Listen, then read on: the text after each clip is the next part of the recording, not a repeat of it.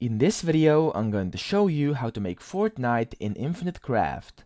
So the first thing you need is to combine water with fire to get steam, and then steam with earth to get mud, and then mud with fire, which will give you a brick, and then brick together with a brick will give you a wall. Then you want to combine wall with a brick to get a house, and then a house with the wall, which will give you a castle.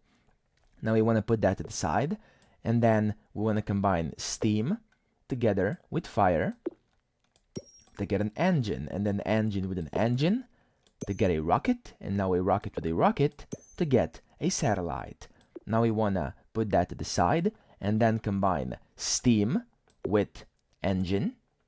So steam with engine, which will give you a train, and then train with a rocket, which will give you a bullet train.